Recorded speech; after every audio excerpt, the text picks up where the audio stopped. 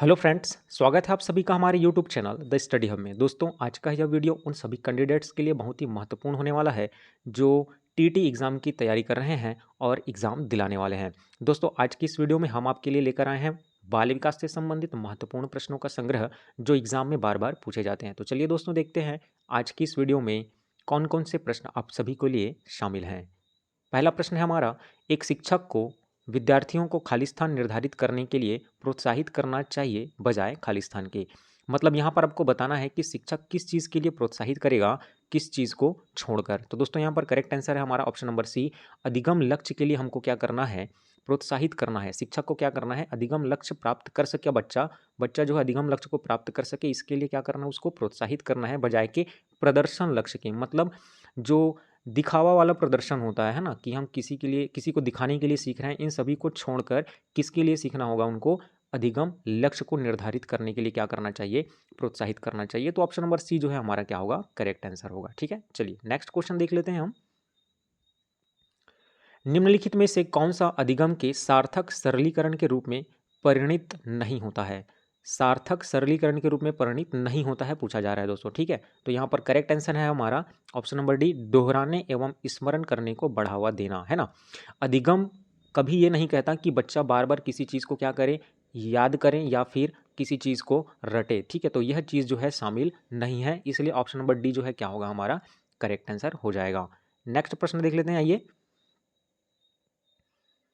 निम्नलिखित में से कौन सा एक संरचनात्मक परिवेश के साथ अनुकूल नहीं हो सकता है। तो यहाँ पर बोल रहा है संरचनात्मक परिवेश के साथ जो अनुकूलित नहीं है उसको बताना है। तो यहाँ पर करेक्ट आंसर है ऑप्शन नंबर डी।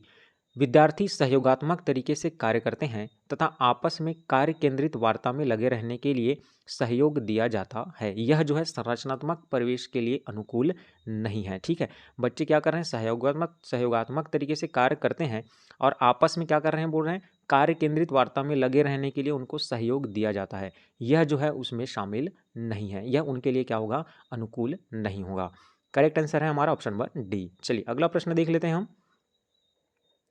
एक प्राथमिक कक्षा कक्ष में एक शिक्षक को क्या करना चाहिए।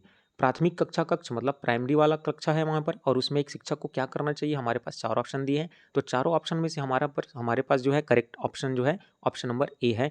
उदाहरण एवं गैर उदाहरण दोनों देने चाहिए, है ना। जब बच्चे को हम समझा रहे हैं तो उदाहरण के साथ साथ हमारे दैनिक जीवन से जो गैर उदाहरण हैं उन दोनों को भी क्या करना चाहिए, हमको शामिल करना चाहिए। ठीक है, क्योंकि बच्चा क्या है, बहुत ही छोटा है, प्राइमरी कक्षा का है, तो हमको सभी प्रकार के उदाहरण क्या होने चाहिए, लेने चाहिए। ठीक है, चलिए नेक्स्ट क्वेश्चन है हमारा। निम्नलिखित रणनीतियों में से कौन सी बच्चों में अर्थ निर्माण को बढ़ावा देगी, है ना। यहाँ पर चार रणनीतियाँ दी हुई हैं, उनमें से हमको बताना है कि बच्चों के अर्थ निर्माण को बढ़ावा देने वाला कौन सा है।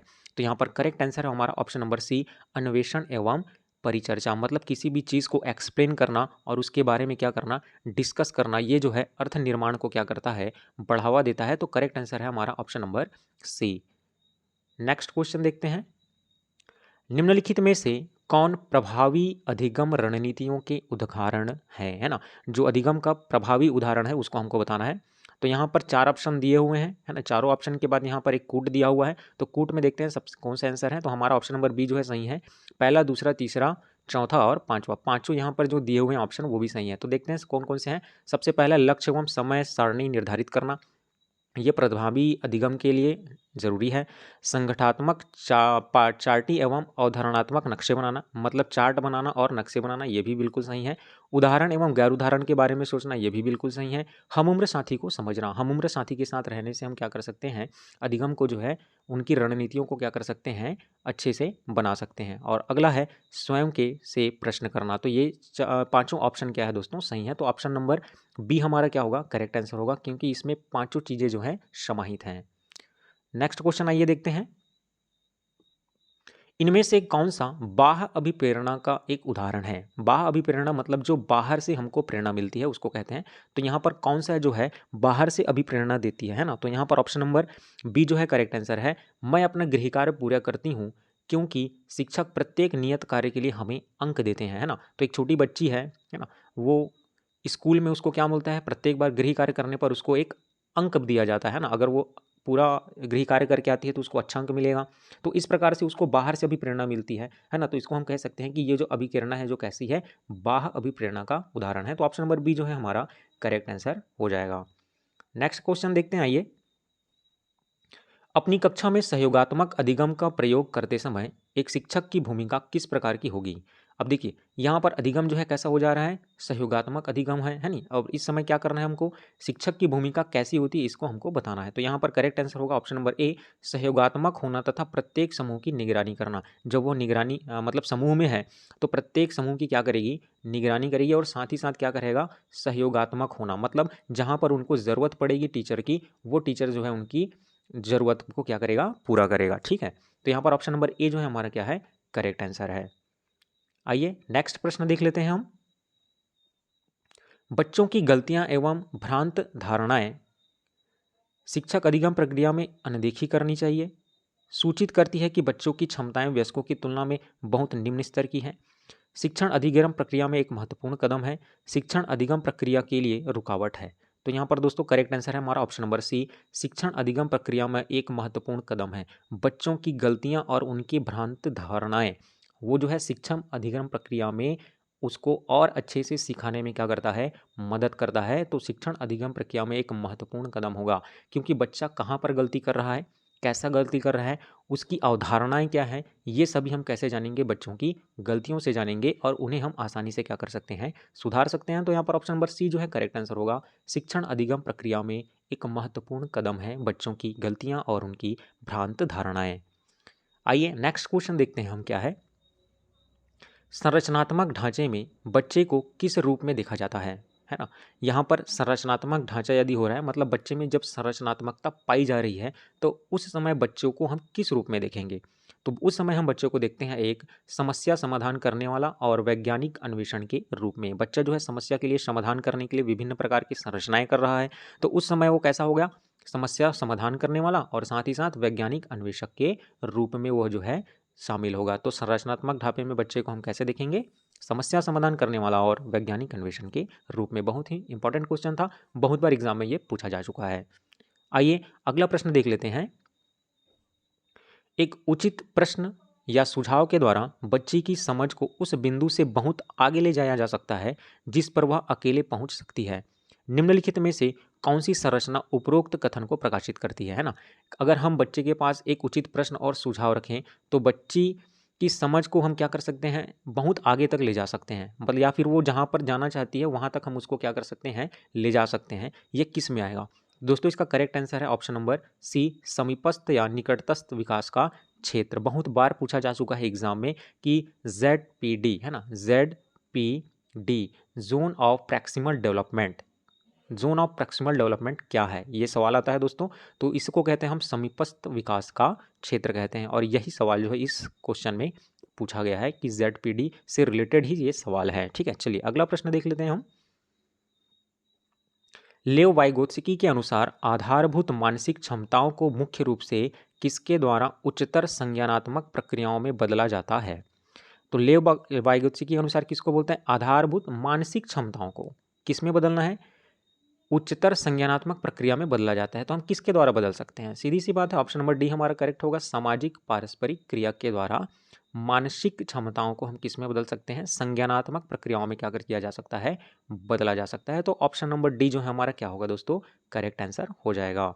आइए नेक्स्ट क्वेश्चन देख लेते हैं हम। निम्नलिखित कथनों में से कौन सा विकास एवं अधिगम के बीच संबंध को सही तरीके से सूचित करता है, किसके किसके बीच, विकास और अधिगम के बीच संबंध को हमको क्या करना है, सही तरीके से जो सूचित करता है उसका आंसर बताना है।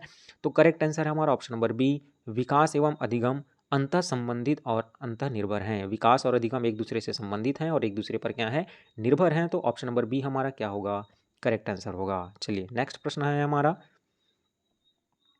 पियाजे के अनुसार विशिष्ट मनोवैज्ञानिक संरचनाएं अनुभव से सही अर्थ निकालने को व्यवस्थित तरीके को कहा जाता है ना।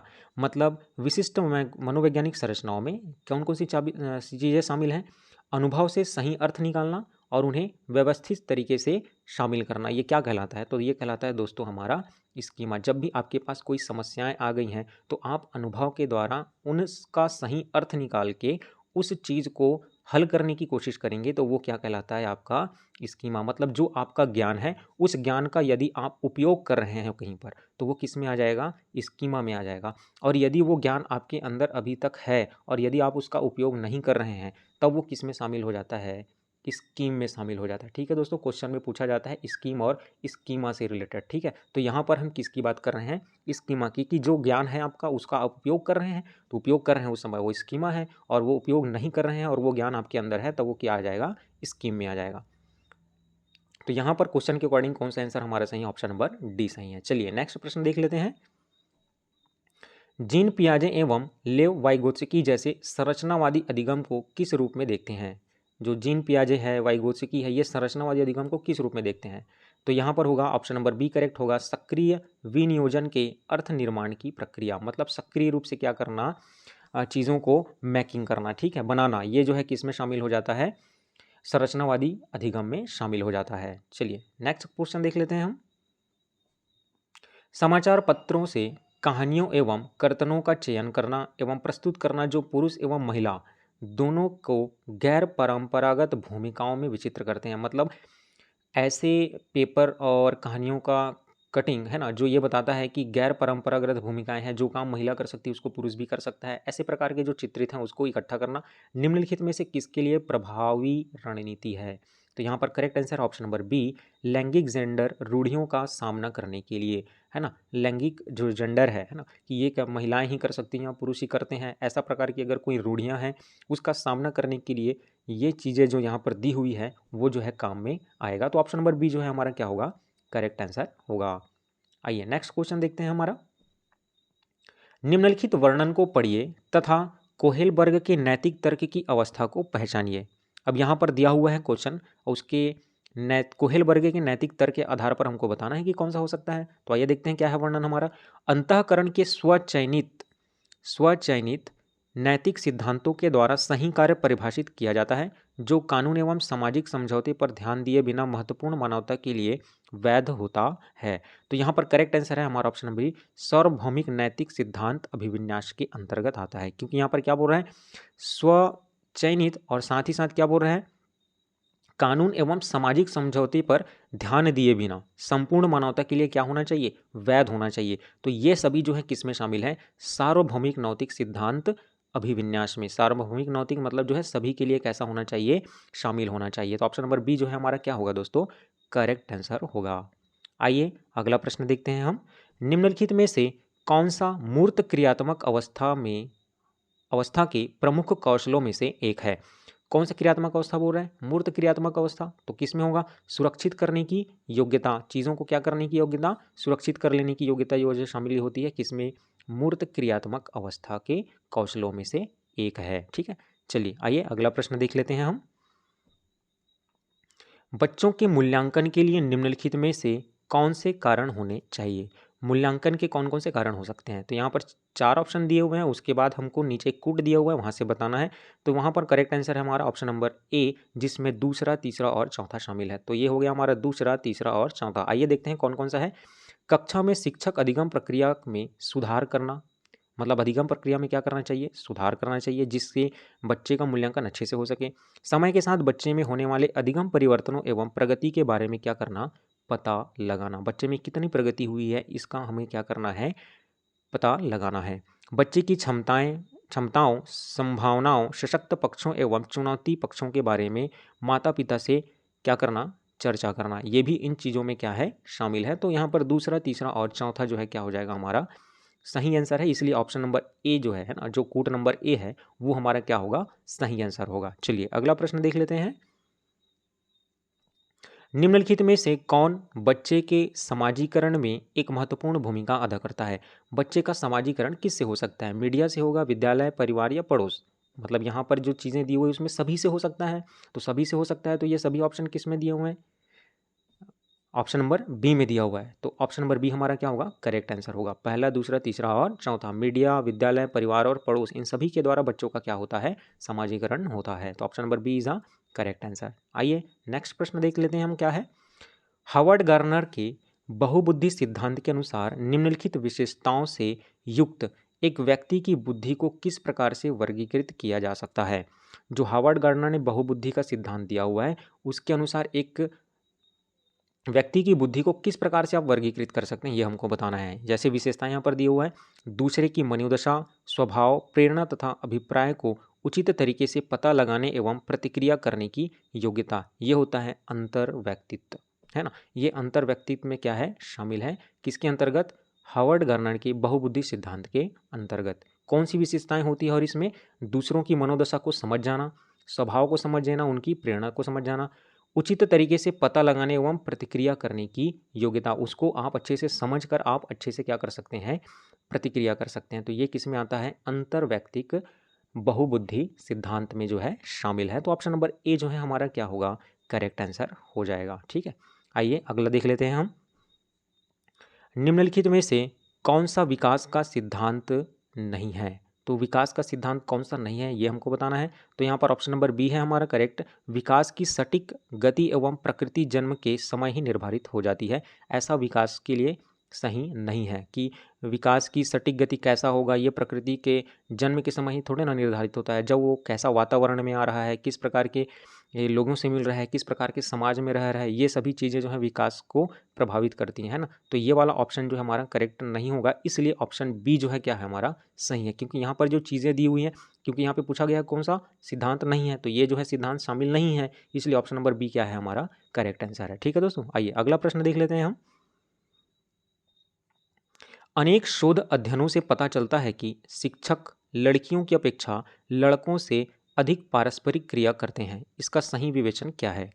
यह शिक्षण में लिंग पक्षपात का एक क्या है, उदाहरण है। यदि शिक्षक जो है अध्यापनों से पता चल रहा है कि शिक्षक जो है क्या कर रहा है, लड़कियों की अपेक्षा लड़कों से ज़्यादा पारस्परिक क्रिया करते हैं, तो सीधी सी बात है वहाँ पर क्या हो रहा है, लिंग पक्षपात हो रहा है कि वो लड़कियाँ हैं करके वहाँ से उनके साथ पारस्परिक क्रिया नहीं किया जा रहा है। जो भी उनसे वार्तालाप करना है, जो भी शैक्षणिक गतिविधियाँ हो रही हैं उसमें उनको शामिल नहीं किया जा रहा है। तो ये सभी किसका कारण हो सकता है, लिंग पक्षपात का उदाहरण हो सकता है। ठीक है, चलिए अगला प्रश्न देख लेते हैं हम। निम्नलिखित में से कौन सा प्रगतिशील शिक्षा की अवधारणा के बारे में प्रमुख है। प्रगतिशील शिक्षा को कौन दर्शा रहा है ये हमको बताना है। तो ऑप्शन नंबर डी जो है हमारा करेक्ट है, प्रत्येक बच्चे की क्षमता एवं संभावना में विश्वास करना। प्रत्येक बच्चे के अंदर सीखने की संभावना होती है, प्रत्येक बच्चे के अंदर अधिगम करने की जो है क्षमता होती है, इन सभी पर हमको विश्वास करके क्या करना चाहिए, बच्चे को शिक्षा देनी चाहिए। तो ऑप्शन नंबर डी जो है हमारा क्या है, करेक्ट आंसर है। आइए अगला क्वेश्चन देख लेते हैं हम। विकास में व्यक्तित्व विभिन्नताओं को समझने के लिए क्या महत्वपूर्ण है। तो जब बच्चा विकास कर रहा है तो उसकी व्यक्तित्व विभिन्नताओं को समझने के लिए क्या महत्वपूर्ण हो सकता है। तो यहाँ पर ऑप्शन नंबर बी हमारा करेक्ट आंसर है, वंशागत विशेषताओं के साथ साथ पर्यावरणिक कारणों एवं उनकी पारस्परिक क्रिया पर विचार करना। ये जो है उसको विकास में व्यक्तित्व के विभिन्नता को समझने के लिए क्या होता है, महत्वपूर्ण, कि बच्चा का वंशागत जो विशेषताएं मिली हुई हैं वो कैसा है, और उसके साथ साथ पर्यावरणीय कारक मतलब उसका वातावरण, उसका समाज, उसके रहन सहन के तरीका, ये सभी जो है एक दूसरे पर क्या रहता है, संबंधित रहता है। और ये सभी जो क्या है महत्वपूर्ण है, किसको समझने के लिए, विकास के व्यक्तिक विभिन्नता को समझने के लिए। तो ऑप्शन नंबर बी जो है हमारा क्या है, करेक्ट आंसर है। आइए अगला प्रश्न देख लेते हैं हम। सहयोगात्मक अधिगम एवं हम उम्र साथियों के द्वारा शिक्षण का एक समावेशी कक्षा में किस प्रकार से उपयोग करना चाहिए। सहयोगात्मक अधिगम करना है, साथ ही साथ हम उम्र साथियों के द्वारा शिक्षण भी करना है। तो ये सभी चीज़ें जो है समावेशी कक्षा में किस प्रकार से हो सकता है, जब सक्रिय रूप से आगे बढ़ना चाहिए, है ना। अगर ये सभी चीज़ें हैं तो हमको सक्रिय रूप से आगे बढ़ने के लिए क्या होता है, उपयोगी होता है ना। सहयोगात्मक शिक्षा करना, हम उम्र साथियों के द्वारा शिक्षण कराना, कि अगर वह बच्चे से शिक्षक से नहीं समझ पा रहा है तो वह बच्चा जो समझ गया है उसके द्वारा बच्चे को क्या करना, समझाना।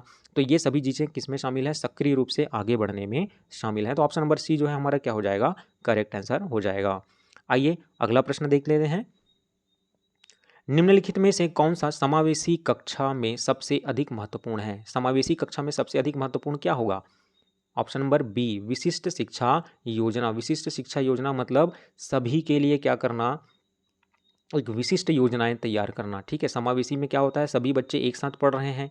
सही, समावेशी मतलब जो बच्चे किसी प्रकार से अपंग हैं या फिर किसी प्रकार से डिसेबिलिटी उनमें पाया जाता है, वो भी बच्चे जो हैं सामान्य बच्चों के साथ क्या कर रहा है, मिलकर पढ़ रहा है। तो उसके लिए हमको कैसे प्रकार की समावेशी कक्षा में जो है महत्वपूर्ण क्या होगा, तो यहाँ पर क्या होगा, विशिष्ट शिक्षा योजना। एक विशिष्ट शिक्षा योजना बनाना क्या है वहाँ पर सबसे अधिक महत्वपूर्ण होगा, खासकर कब, जब कक्षा कैसा हो, समावेशी कक्षा हो। जैसे विभिन्न प्रकार के अगर लैंग्वेज वाले बच्चे वहाँ पर शामिल हैं, तो अलग अलग लैंग्वेज के बच्चे शामिल हैं, तो वहाँ पर हमको विशिष्ट शिक्षा योजना बनाना पड़ेगा ना, तभी बच्चा क्या हो जाएगा, आसानी से सीख सकता है। तो इसका ऑप्शन नंबर बी जो है क्या होगा दोस्तों, करेक्ट आंसर हो जाएगा। आइए अगला प्रश्न देख लेते हैं। अधिगमकर्ताओं एवं उनकी प्राथमिक विशेषताओं के मिलान युग्मों में से निम्नलिखित में से कौन सा सही है।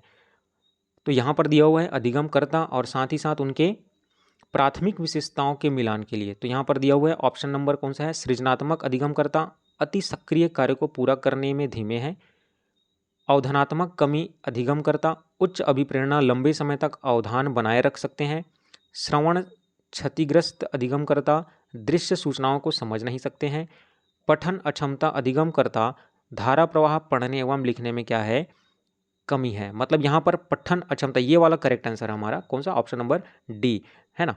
क्या बोलते हैं, पठन अक्षमता मतलब पढ़ने में कैसा है, असक्षम है, मतलब वह पढ़ नहीं सकता। तो ये जो धारा प्रवाह पढ़ने के लिए क्या होगा, कमी होगा, वो धारा प्रवाह रूप से नहीं पढ़ सकता है। तो ऑप्शन नंबर डी जो है क्या होगा हमारा करेक्ट आंसर होगा। ठीक है, चलिए अगला प्रश्न देख लेते हैं हम।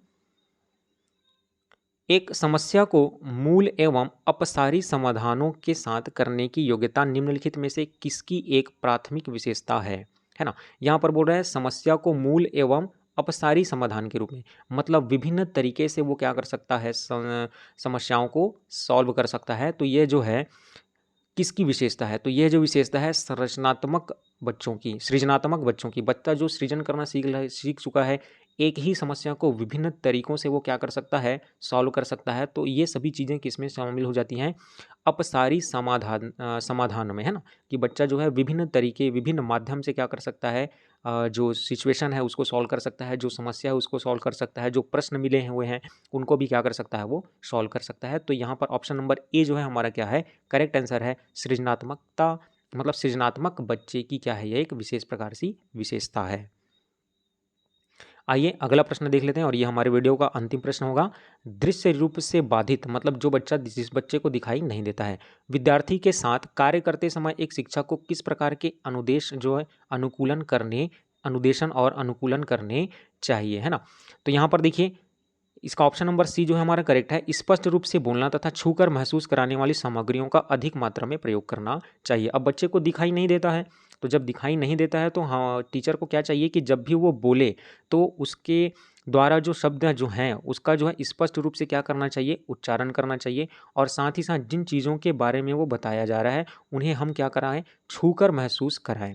ठीक है, और छूकर महसूस कराने वाली सामग्रियों का हमको क्या करना है, ज़्यादा से ज़्यादा मात्रा में प्रयोग करना है, ताकि जो बच्चा जो है आसानी से क्या कर सके, उसको मतलब जो है सीख सके। क्योंकि बच्चा यहाँ पर कैसा है, दृश्य रूप से बाधित है, मतलब बच्चे को दिखाई नहीं देता, या तो पूरी तरह से भी नहीं दिखाई दे सकता या फिर बहुत ही कम दिखाई दे सकता है। दोनों प्रकार की चीज़ें जो हैं शामिल हैं। तो दोस्तों वीडियो कैसा आपको लगा है, अगर नीचे कमेंट बॉक्स में ज़रूर लिखकर बताएं।